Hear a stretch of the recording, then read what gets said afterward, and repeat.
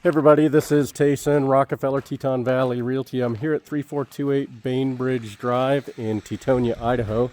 I'm in the Pack-Saddle Creek Estates community doing an exterior walkthrough. It appears that this is probably something like a Yellowstone log homes log package and then a foam block foundation. So that would be foam with a concrete core. From what I can tell, this is actually a great way to do a log structure, particularly in areas, ironically not this year, but where you see a lot of snow. And the reason for that is the worst thing you can have with the log home is the log structure getting so close to the ground with the snow. And under normal circumstances, you could have several feet of snow up here, and so that does create a nice barrier here. The exterior appears to be in excellent condition. The roof is probably original. It is an asphalt shingle. That will help the snow kind of stay in place. If that were a metal roof, again, up in this area, that could be significant in terms of the snow slide off. Buried propane, you can see the propane tank just at the berm here. We are not bordering National Forest, but we're close.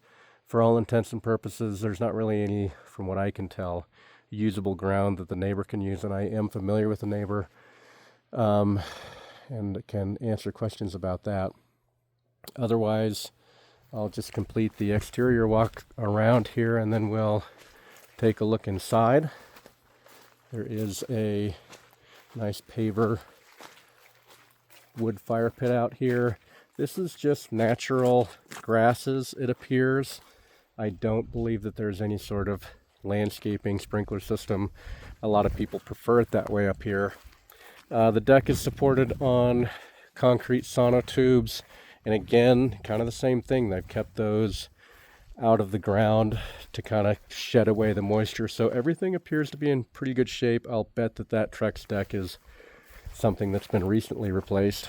There is a whole house generator. I assume that it is. Looks older, but probably works fine. And we'll get you inside just a second. Okay, I just took a tour through to familiarize myself with it. Again, Trex decking here. I'm sure this is newer. You can see the view is a little bit filtered, I guess I would say, because of the neighbor's trees. So just an FYI on that. Certainly can see the peaks through the trees there.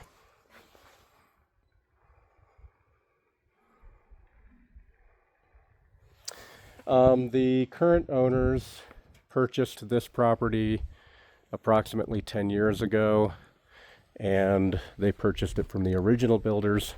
Structurally, I'm not an engineer nor a home inspector, but I see very little here. I did notice one of the glass panes here had some fogging, might require some glass replacement, relatively small issue. Coming into what I would call the front door. All the Christmas presents are here. Amy's here, Dave's here. There is in-floor heat on all 3 levels. There is a cozy gas, kind of a cast iron stove in the corner, more for ambiance. Genair appliances, these are great appliances, kind of a luxury grade, luxury tier appliance. 6 cm countertop edges.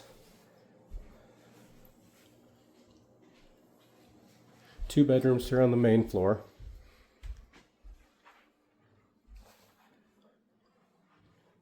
And again, this is heated on all 3 floors, so you can see the concrete.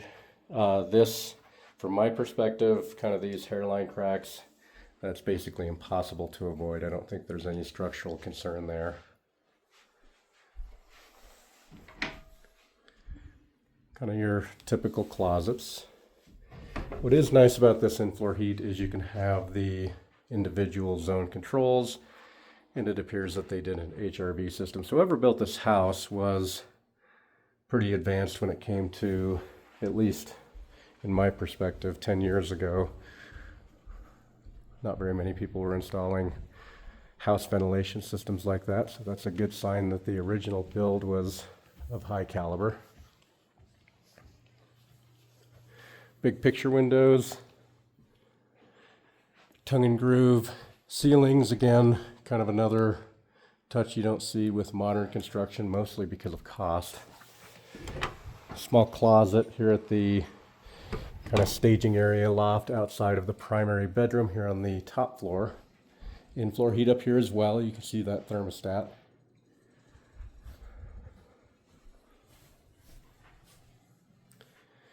Ensuite bath. No tub, but it does have a large walk-in shower, dual sinks, dual closets.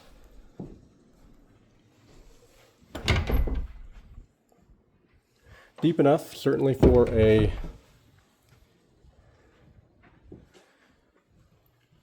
seasonal residence by all means.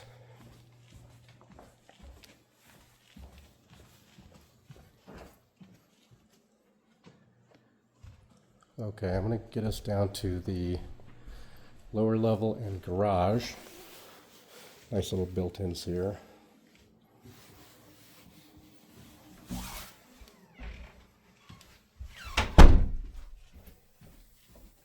So the basement kind of entertaining area. This is great to be able to have a daylight basement. As you can see here, that's that stucco wall we saw on the outside.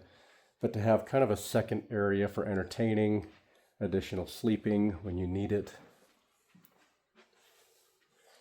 Bedroom down here. This is cozy, but it works. Kind of similar closets to what we saw upstairs. Kind of a sanded plaster. You don't see that very often. 3/4 bath. And this wraps back around to that same door we came through, a little linen closet here. So I would call this a 1.5 car, maybe a 2 car tandem garage. These are perfect machines for up here, these little trail side-by-sides, because there is a nearby access. We can talk about that. Ski racks, freezer. That same door drops over to the area we just were, and then the mechanical room. So mechanical room, this is going to have all of the valves for the in-floor heating system, Rinnai, hot water heater. I assume that could be the boiler as well. And then this is that Fantech HRV system. So yes, propane boiler for the floor system, electric water heater. It appears that they did solar lines for conduit into the attic as well. So from what I can tell, this was really something that a builder kind of did a custom job for themselves on, as opposed to something on spec. There's certainly a number of things here that we wouldn't see with a spec job. In-floor heat is a major indicator for something that is custom built, because it's expensive to do it that way. The one last area that I pointed out but we didn't see was this. Just kind of loops back around. So again, Tayson Rockefeller, Teton Valley Realty, 208-709-1333. Tayson at TetonValleyRealty.com. Thanks for watching.